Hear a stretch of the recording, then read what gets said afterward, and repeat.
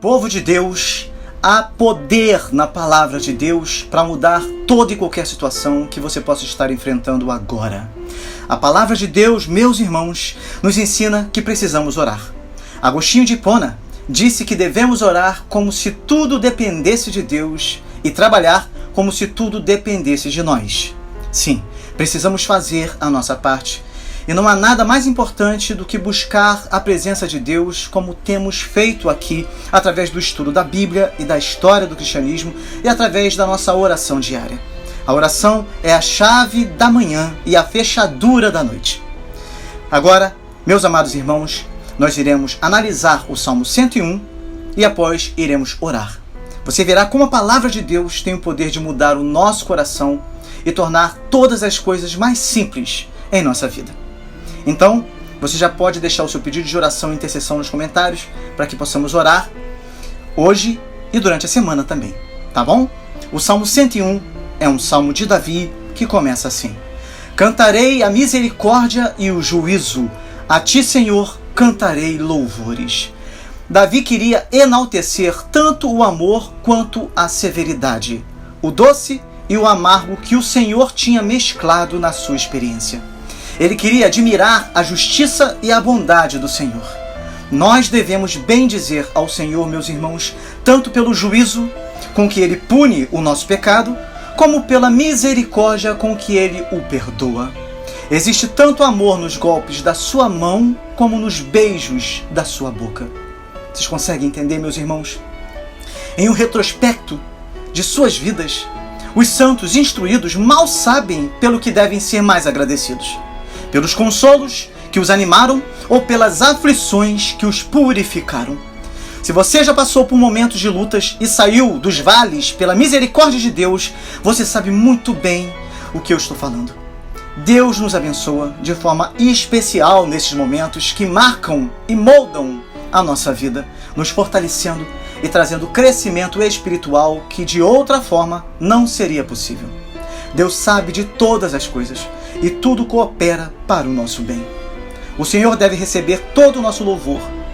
Os instrumentos secundários, seja da misericórdia ou do juízo, devem ter um lugar subordinado na nossa memória, e somente o Senhor deve receber hinos de louvor do nosso coração. A adoração da nossa alma deve ser o elogio do Senhor. Devemos decidir que aconteça o que acontecer, nós cantaremos ao Senhor, não importando o que os outros possam fazer. Amém, meus irmãos? Vejam só o versículo 2. Portar-me-ei com inteligência no caminho reto. Quando virás a mim? Andarei em minha casa com um coração sincero. Ser santo é ser sábio. Pode repetir? Ser santo é ser sábio. Isso mesmo. O caminho perfeito é um caminho sábio. A resolução de Davi aqui era excelente, mas os seus procedimentos não estavam perfeitamente de acordo com ela. Ele nem sempre era sábio nem perfeito, mas era bom o que havia no seu coração. Um rei necessariamente deve ser sábio e puro, e se não for em intenção, quando subir ao trono, a sua conduta posterior será um triste exemplo para o seu povo. Aquele que nem mesmo se decide a fazer o bem, provavelmente fará muito mal.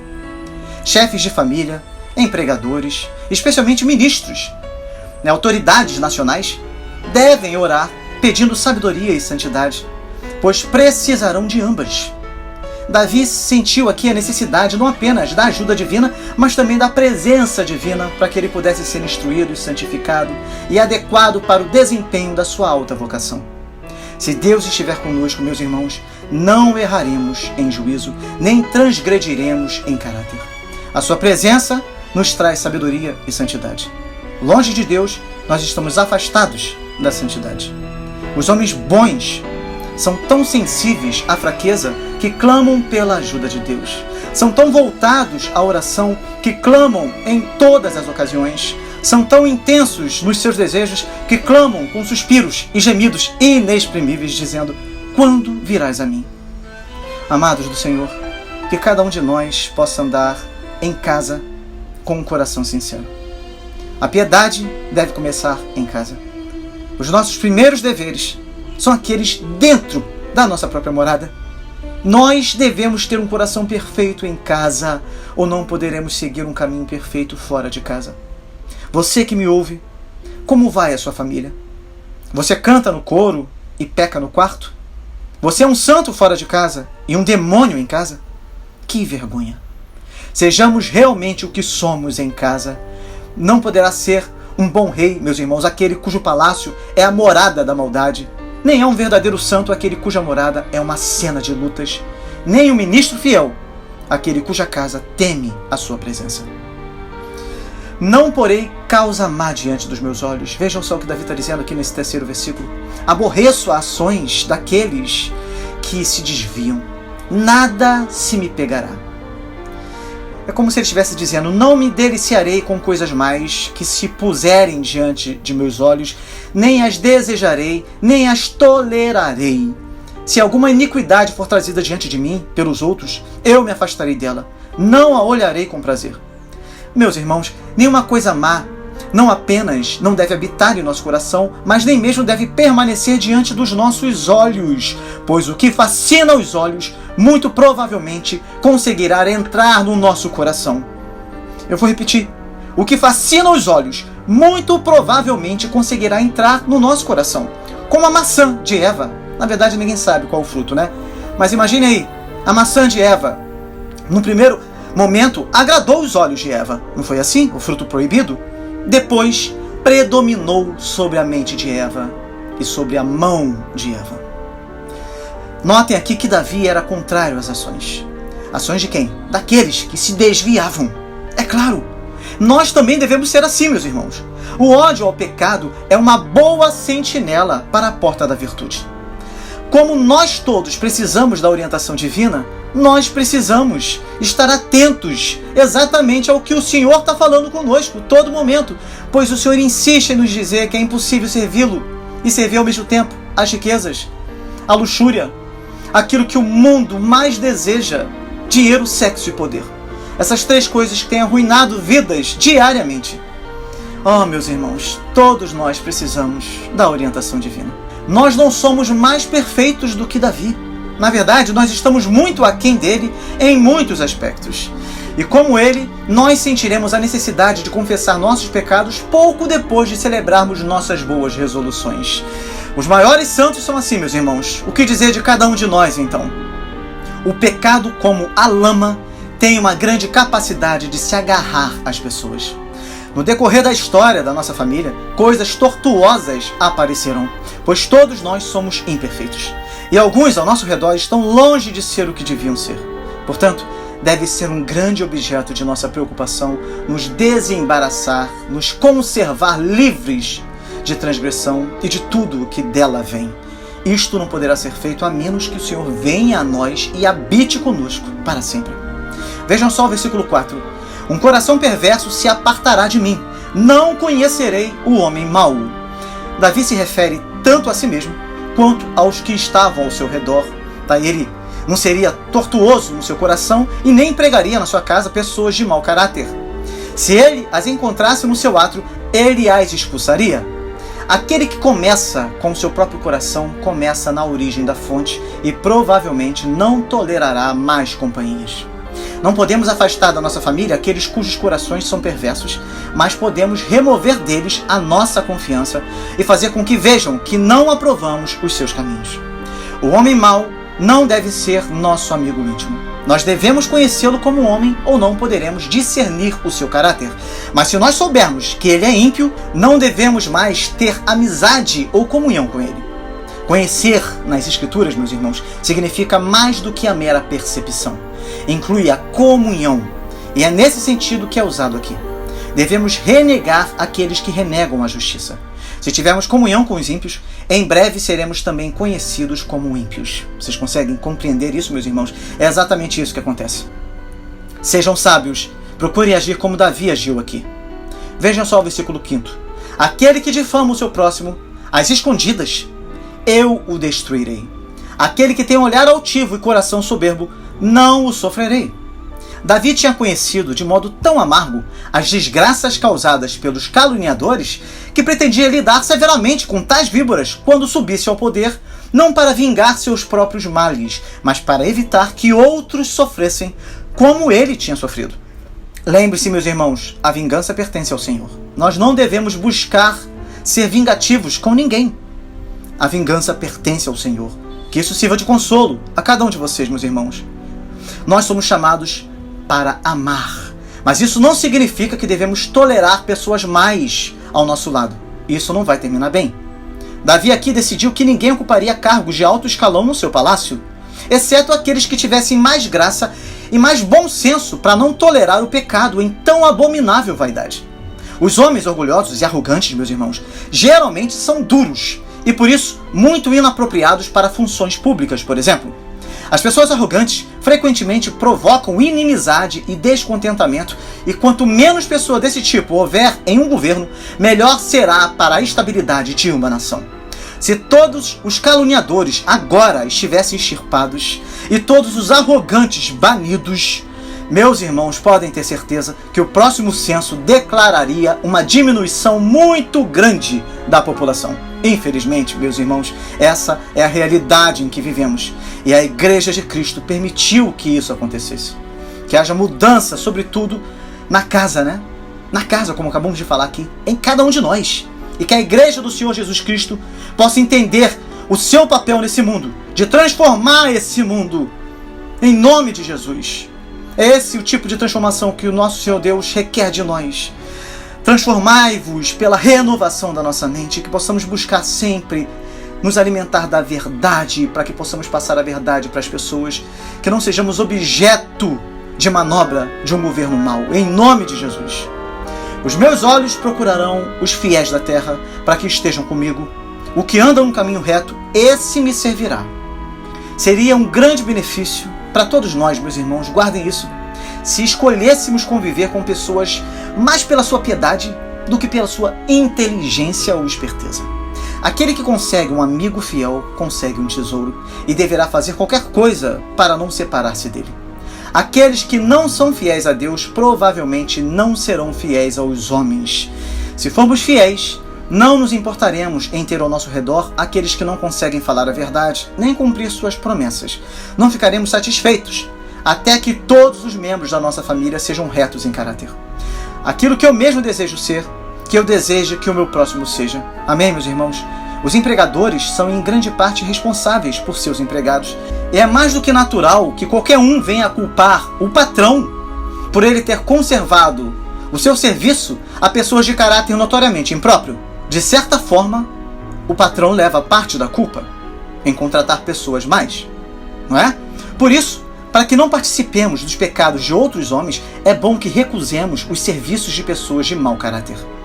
Um bom homem faz bem em escolher um bom empregado. Babás perversas têm uma influência altamente maligna sobre a mente de criancinhas, assim como os maus professores, e qualquer empregado ímpio frequentemente ofende a moral das pessoas próximas a ele, e por isso deve-se ter grande cuidado para que, sempre que possível, empregados piedosos sejam os escolhidos. Até mesmo homens não religiosos têm o bom senso de perceber o valor dos cristãos verdadeiros, é claro. O que usa de engano não ficará dentro da minha casa. O que profere mentiras não estará firme perante os meus olhos. Davi tinha o poder de escolher os seus servos, os seus cortesãos, e pretendia exercer tal poder. Ele não podia saber o que o homem enganador poderia estar fazendo, que tramas poderia estar planejando, que engano poderia estar preparando, e por isso ele decidiu que a qualquer custo conservaria o engano fora da sua casa, para que o seu palácio não se tornasse uma cova de infâmia. Os enganos no comércio já são suficientemente maus, mas os enganadores à nossa própria mesa não podemos tolerar. Davi não desejava ter um mentiroso ao alcance da sua visão ou audição. Ele odiava a menção dele. A graça torna os homens verdadeiros e cria neles um total horror a tudo que se assemelha à falsidade. Se Davi não desejava ter um mentiroso diante de seus olhos, muito menos o desejará o Senhor. Nem aquele que ama a mentira, nem o que diz a mentira será aceito no céu. Os mentirosos são odiosos o suficiente na terra, meus irmãos. Os santos não se preocuparão com eles no outro mundo. Esse salmo maravilhoso termina dessa forma. Pela manhã destruirei todos os ímpios da terra, para desarraigar da cidade do Senhor todos os que praticam a iniquidade. Muitos compreendem esse versículo, na verdade, esse salmo inteiro de maneira completamente errada. E vocês já devem perceber por quê, não é verdade? Acham que nós, enquanto cristãos, devemos amaldiçoar as outras pessoas, desejar o mal das outras pessoas. Sob a ótica, sobretudo, do Novo Testamento, cada cristão tem a obrigação de amar o seu próximo, de orar por aqueles que os perseguem. Esse é o nosso chamado. Somos servos do amor. A justiça e a ira pertencem a Deus. Nós somos instrumentos na mão do Senhor Jesus, claro. Devemos ter cuidado para não conviver com pessoas más aqui, mas é muito diferente de desejar o mal para essas pessoas. Devemos ser sempre luz para todo mundo. Luz desse mundo e sal da terra são os cristãos. Entende, meus irmãos? Mas no que diz respeito à convivência, no que diz respeito aos homens que devem governar a nação, todo aquele embutido num cargo de confiança, é claro que devemos ter cuidado. Esse salmo está nos dizendo como devemos agir com estes. Ninguém em sã consciência botará um bandido dentro da sua própria casa para cuidar dos seus negócios. Quanto mais cuidar dos seus filhos, como falei aqui.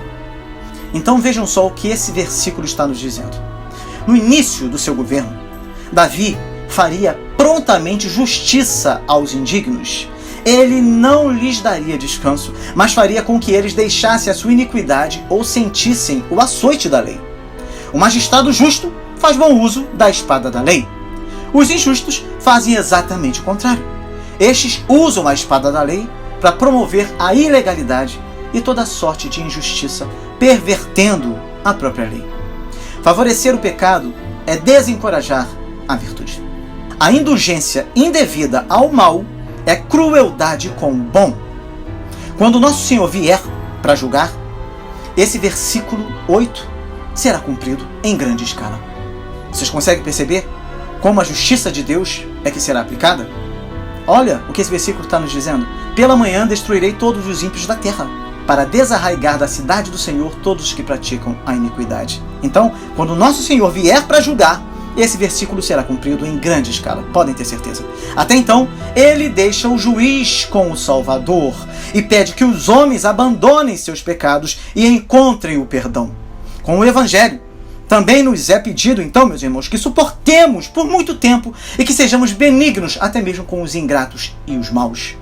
Mas o cargo do magistrado é de outro tipo, meus irmãos, e ele deve ter um olho mais firme com a injustiça do que seria apropriado em pessoas comuns.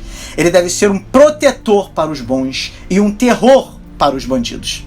No entanto, se o juiz é o bandido, o que será dos bons? Que Deus tenha misericórdia do seu povo. Jerusalém devia ser uma cidade santa e Davi desejava ser duplamente cuidadoso em purificá-la dos homens ímpios. O juízo deve começar na casa de Deus, meus irmãos. Jesus reservou o seu açoite de cordas curtas para os pecados no interior do templo. Quão pura deve ser a igreja, então, e quão diligentemente devem todos aqueles que têm cargos nela se esforçar para deixar do lado de fora os homens de vidas impuras. Os cargos honrosos envolvem sérias responsabilidades. Brincar com eles trará culpa às nossas almas e ofensa incalculável às almas dos outros.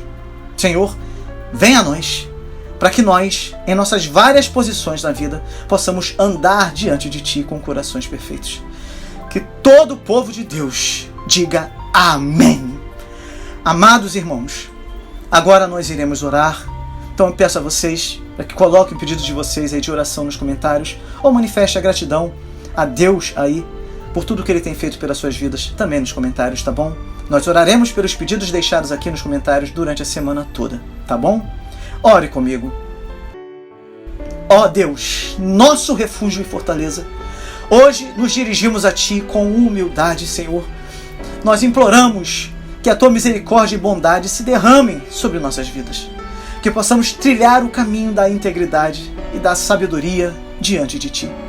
Que a Tua presença nos guie, para que possamos ser justos em todos os nossos caminhos, em nossas casas, em nossos trabalhos e em nossa nação.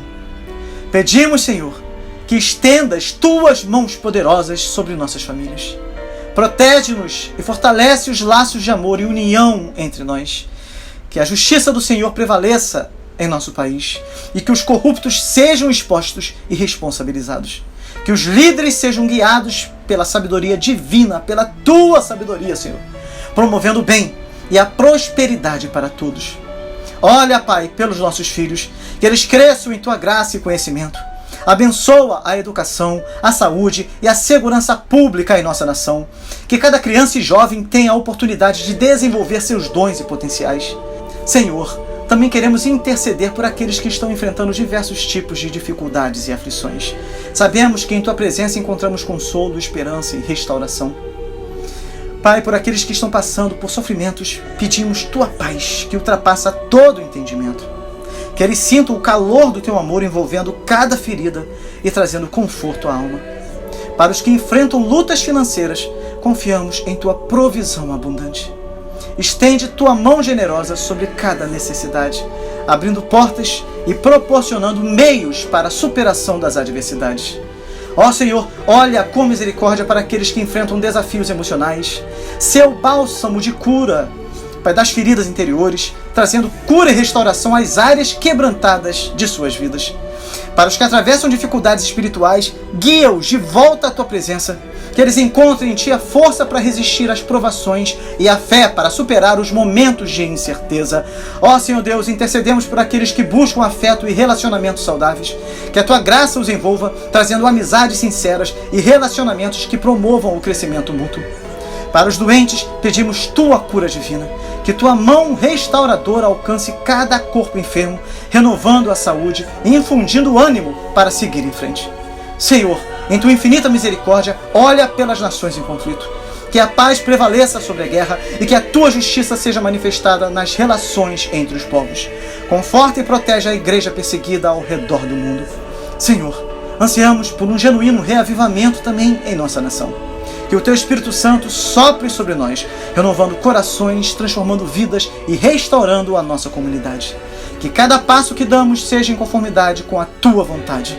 Ó Deus, confiamos em ti, Deus de amor e justiça, e depositamos nossos anseios e esperanças diante do teu trono. Em nome de Jesus. Amém. Amados do Senhor, não saiam desse vídeo sem dar o like de vocês, por favor. Aproveitem para deixar seu pedido de oração, para que possamos orar por vocês também durante a semana, tá bom? Façam isso, tá? Eu ficaria muito grato se vocês compartilhassem esse vídeo com seus contatos. Isso fará com que mais pessoas conheçam o canal e tenham a oportunidade de estudar a Bíblia e a história do cristianismo em ordem cronológica. Um conteúdo exclusivo aqui do canal, a Bíblia Toda. Se você ainda não se inscreveu então no canal, por favor inscreva-se, tá bom? Que Deus te abençoe muito e até o próximo vídeo com a graça de Deus.